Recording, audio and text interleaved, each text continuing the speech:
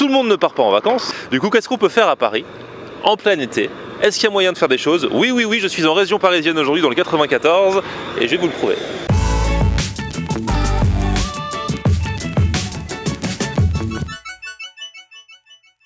Salut tout le monde, bienvenue, nouveau vlog aujourd'hui. Alors aujourd'hui, je vous le disais, on est en région parisienne, on est dans le 94, dans le Val-de-Marne, on est à Vincennes. Et même en plein cœur de cet été, il se passe des choses. Là, je suis devant le célèbre château de Vincennes et je vous présente Angélique. Comment vas-tu? Très bien. Alors Angélique, toi on s'est croisés, je me souviens, à la conférence de presse du village international de la gastronomie qui aura lieu à la rentrée. Tout à fait. Et tu m'as dit, moi je travaille dans une boutique qui est à Vincennes, qui s'appelle Mademoiselle Amande. C'est quoi? C'est une épicerie, resto, café? Alors c'est une épicerie table fine, donc épicerie avec de très très bons produits du terroir du monde entier, principalement français, principalement est parisien. Et alors le truc original encore plus dans ce truc là, c'est que tu m'as dit, moi en ce moment j'organise des food tours à Vincennes, parce que la boutique est à Vincennes, que Vincennes c'est une ville historique, il y a le château, pas loin il y a le zoo, enfin bref, il se passe plein de trucs. Et donc moi j'ai entendu food tour, j'ai fait hé, ça m'intéresse. En général je sillonne la France, je sillonne le monde pour faire des food tours, et toi t'en proposes un directement ici à Vincennes, dans cette ville, parce qu'il y a des choses à faire. Et la première étape, c'est devant le château. Et alors là on se demande, mais quel rapport entre le château et la nourriture? Alors le château de Vincennes, en fait, on s'est dit que c'était déjà un super terrain de jeu pour découvrir la ville de Vincennes. Donc pourquoi un terrain de jeu? Parce que la particularité du château de Vincennes, c'est qu'il n'y a quasi pas de mobilier, pas de peinture, etc. Et ça permet de comprendre comment on vivait au Moyen-Âge et surtout comment on mangeait au Moyen-Âge. C'est vrai que c'était des bons mangeurs, je crois. C'était des bons mangeurs. Ah ouais, ils faisaient des festins. Ils faisaient des festins de roi, c'est le cas de dire, mais aussi avec une alimentation très équilibrée. Voilà, on pense pas forcément à ça, mais il y avait une notion d'hygiène du corps et de manger sainement qui était très importante au Moyen-Âge, beaucoup plus qu'à la Renaissance finalement. Ah ouais, j'imaginais pas ça comme ça, moi je les imaginais en train de bouffer des sangliers. Pas forcément. On est dans la classe haute de la société, plus on se doit de bien manger, de manger sainement pour se rapprocher de Dieu. Et bah écoute, on va aller voir ça. Aujourd'hui je vais faire un peu mon Stéphane Bern, je vous emmène au château, venez.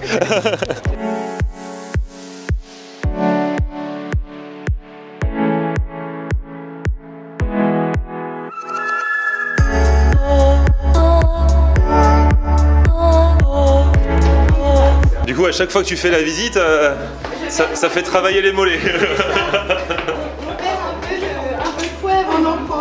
Comme quoi, un food tour, ça peut être détox également et on peut éliminer des calories. Le food tour détox.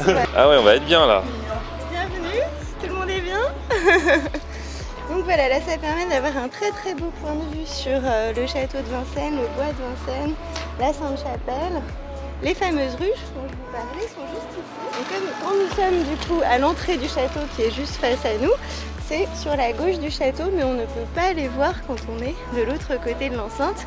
Il faut monter jusqu'ici pour deviner ces ruches. Ah, elles sont là où il y a la verdure là. Exactement. C'est des petites cabanettes. Ce sont des petites cabanettes du coup qui sont entretenues par un apiculteur. Voilà, qui a d'autres ruchers dans Paris. Je pense que vous avez tous entendu parler du miel de Paris. Ça c'est le miel de Vincennes, exclusivement du château de Vincennes, qui est très bon et très goûtu, puisque les petites abeilles vont butiner dans le bois de Vincennes qui est juste de l'autre côté. Et après elles reviennent. Alors là Angélique nous emmène dans le garde-manger. Je sais qu'il n'y a plus rien à manger dedans, mais psychologiquement ça nous met en appétit pour la suite. On prend un passage secret. Oui. Où est la nourriture? Ça pouvait contenir. Hein, ça pouvait contenir. Alors c'était un endroit qui a toujours été très frais, hein, puisqu'on est vraiment sur les fondations du château. Bon, je vous montre pas toute la visite, hein, vous aurez qu'à la faire en vous inscrivant. Je vous mettrai les infos en barre d'infos, mais en tout cas on apprend des trucs super sympas. Et ça allie histoire et nourriture, c'est cool. Par exemple, j'étais ravi d'apprendre, Angélique, que dans la salle où étaient organisés les dîners du roi, les réceptions, plus on était à côté du roi, plus on mangeait bien. Exactement, voilà, on partageait les meilleurs plats quand on était près du roi, et plus on s'éloignait, et plus les plats étaient moins bons, voire médiocres pour ceux qui étaient en très bout de table. Ah là là, la haine, parce qu'ils voyaient quand même ce que les autres mangeaient, quoi. C'est ça. Et c'est le roi qui décidait qui se mettait à côté de lui? Bien sûr, bien sûr. La seule chose que j'aurais pu espérer à l'époque, c'est que le roi regarde mes vidéos. Comme ça, il m'aurait mis à côté de lui, peut-être. Voilà.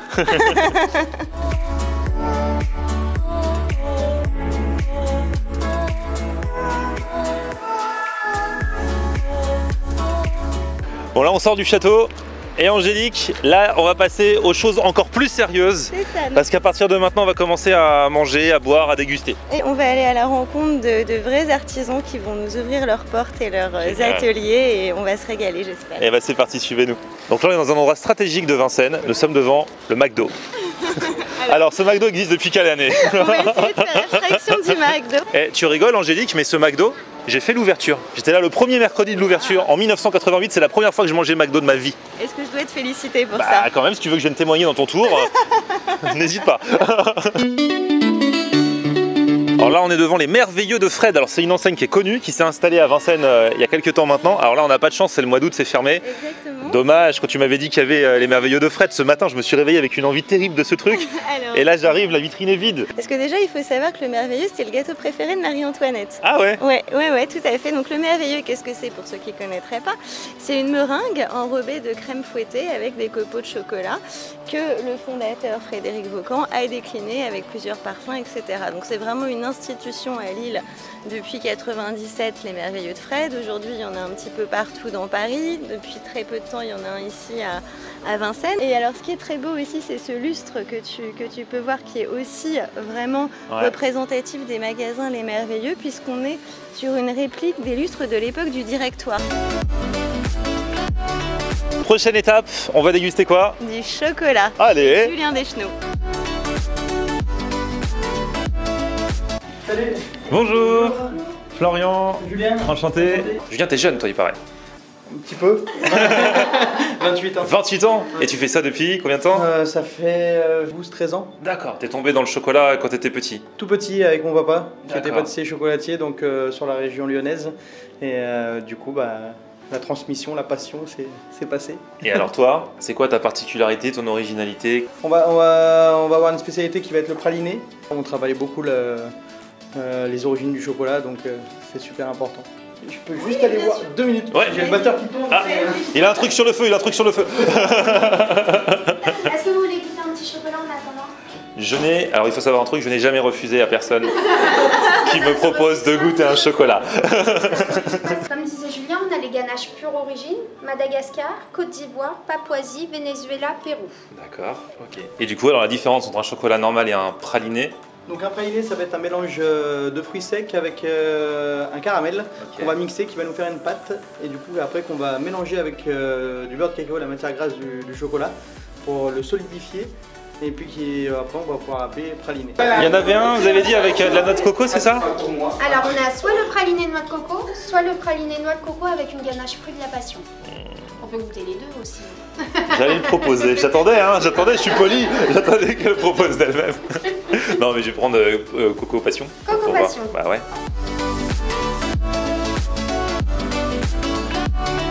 Et le chocolat super bon parce que passion coco, il n'y en a pas un qui prend le dessus sur l'autre, c'est parfaitement dosé, super subtil, pas trop de goût de passion, pas trop de goût de coco. Et ça fait un mélange, c'est excellent. Moi qui suis amateur de chocolat, waouh! Oh là là là là, c'est quoi ce cookie, Julien? Petit cookie à la noisette du Piémont, caramel à la vanille et praliné noisette du Piémont. Et regardez-moi ce cookie, il est magnifique. Et ça a l'air d'être du cookie de compète. Hein. Oui, c'est sympa les deux. Hein. Lequel Mais même le biscuit en lui-même, il est trop bon. Ah ouais. On voit les petites noisettes. Merci.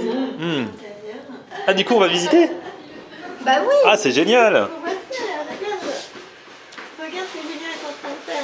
On peut aller voir? Mais bien sûr. Ah génial. Eh c'est sportif hein. Ah, il faut hein. Bonjour. Donc là on est en train de faire le macaron. Ah le macaron d'accord. Donc voilà, on est sur des tests de macaron, pour un nouveau macaron. Dans mes premières vidéos que j'avais faites, j'avais fait un essai avec des poches à douille et en fait j'avais mis le truc au mauvais endroit et ça n'avait pas du tout fait. C'est dur quand même hein, quand on connaît pas à manipuler une poche à douille. Ah c'est pas facile hein. Ah ouais, tu vois ça dans Top Chef et tout, ça a l'air tout simple, tu dis je vais faire pareil et au final c'est pas tout le monde qui réussit. Surtout que moi en fait tu vois ça, j'avais pas compris, je l'avais mis à l'extérieur. D'accord. Mal en effet. Je suis désolé, j'avais mal vu à la télé.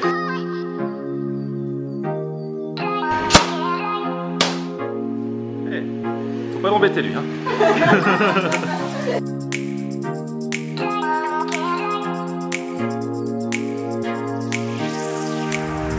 Bon bah Julien, bravo et merci hein. Merci beaucoup. C'est cool, hein, super bon chocolat. En plus ce que tu nous disais, c'est que voilà, tu fais, c'est quoi la démarche RSE, c'est-à-dire tous tes fournisseurs, tous ceux... On essaye que tous les fournisseurs soient dans une démarche éco-responsable, on va dire. Et ça tue pas la forêt, que ça fasse pas du Nutella, tout ça quoi. Et que ça fasse pas travailler des enfants et patati et patata. Ouais, bah, c'est génial. Bah bravo. Merci beaucoup. Tout à ton honneur. À bientôt. À bientôt. Salut, ciao. Salut. Alors là, si j'ai bien compris, après le chocolat, on va enchaîner avec le champagne. C'est ça, Angélique? On enchaîne toujours avec le champagne à Vincennes comme il se doit. Donc on arrive à la petite flûte, un caviste spécialisé en champagne, mais pas n'importe quel champagne, que des champagnes indépendants. Bonjour. Merci. Donc c'est par ici le champagne. C'est ici. Et ça nettoie la fameuse petite flûte. C'est elle. La fameuse. C'est elle. Donc je vous présente Michel-Ange. Et ici, c'est le royaume du champagne et du bon champagne. Alors surtout le champagne authentique. D'accord. Hein, issu de vignerons indépendants à exploitation raisonnée. Ouais, c'est vrai que souvent les gens ils prennent le champagne à l'apéro ou alors en digestif. Mais toi qui es un connaisseur et qui propose vraiment différentes cuvées haut de gamme de champagne, tu fais partie de ceux qui disent qu'on peut faire tout un dîner en champagne, mais il faut bien choisir l'accord entre les mets et les différents types de champagne. Bien sûr, le champagne est un vin très complexe. Hein, lors de dégustation, on le note, hein, c'est plus facile de déguster ou de rencontrer un vin plutôt qu'un champagne. Mais le champagne permet parfaitement d'accompagner un repas. Pour ça, il faut bien choisir sa cuvée en fonction de la viande, en fonction des sauces, en fonction des légumes. Tel ou tel type de cuvée vont plus ou moins correspondre. C'est très conseillé de faire de repas au champagne puisque ça évite beaucoup de désagréments. Et ouais, voilà. Tous les mélanges d'alcool et tout, ceux qui connaissent, connaissent. Voilà. On en reparle dimanche matin. Voilà. Alors là, on part sur un champagne rosé. C'est vrai que ça se fait de plus en plus, ça. Ça c'est en train de se démocratiser. Alors le rosé va très bien, par exemple, les 4 heures. Pour le goûter? Pour le goûter, avec bon un petit gâteau aux fruits, des choses comme ça. Un petit framboisier, un petit fraisier, c'est super sympa. Mais là où moi je l'aime beaucoup, c'est particulièrement au moment des barbecues, l'été, quand il fait chaud, les pique-niques. Un barbecue avec en dessert des fraises, une salade de fraises accompagnée d'un petit rosé, c'est canon. Ils sont sympas les pique-niques avec toi. Métayer père et fils, à Tréloux-sur-Marne, dans la vallée de la Marne.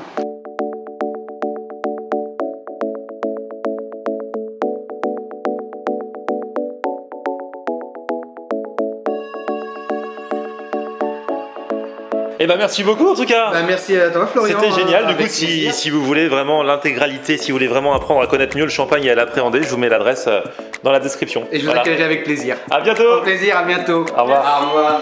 Bon Angélique, prête pour la dernière étape? Ça y est, on est sur la dernière étape. Donc bienvenue chez Mademoiselle Amande. Ah donc c'est là où tu bosses toi. Voilà, exactement. Donc épicerie fine, table fine. Bonjour.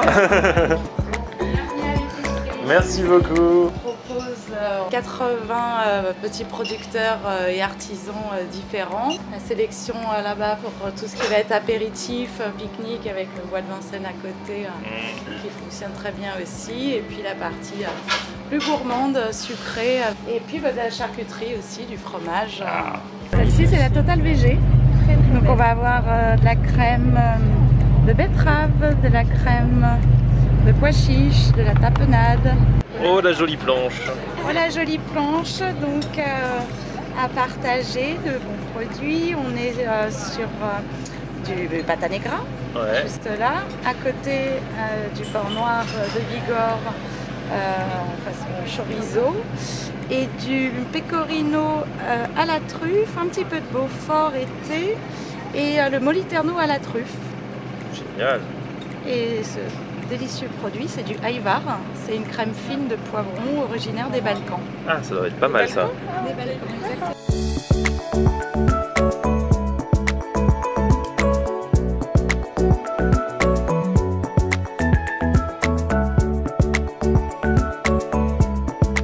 Le Ayvar, c'est trop bon là. Moi qui adore le poivron.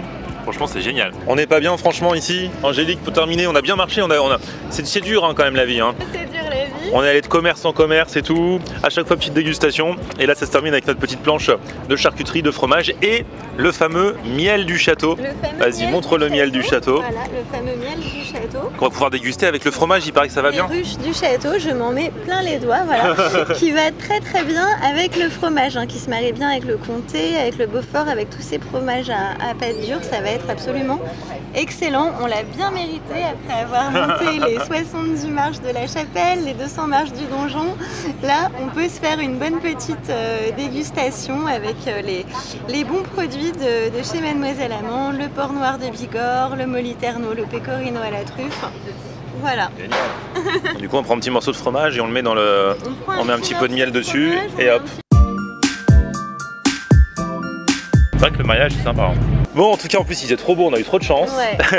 Si vous voulez, vous aussi, tenter ce food tour à Vincennes, voir le château, voir les petits commerçants, artisans et tout ça, vous n'hésitez pas, il y a toutes les infos dans la description. Merci pour cette balade, Angélique. Merci à toi, Florian. À très très bientôt, je vais continuer de prendre un petit peu le soleil. On va finir l'assiette. Ah, non, trop tard. C'est déjà fait. Petit pouce vers le haut si vous avez kiffé la vidéo. Vous vous abonnez à la chaîne et on se retrouve sur mon Facebook, c'est Florian Honner. Et Twitter, Snapchat, Instagram, c'est Florian Honner. À plus, ciao. Promise to be there in every single way. We're doing this together, every step we take, closer to each other.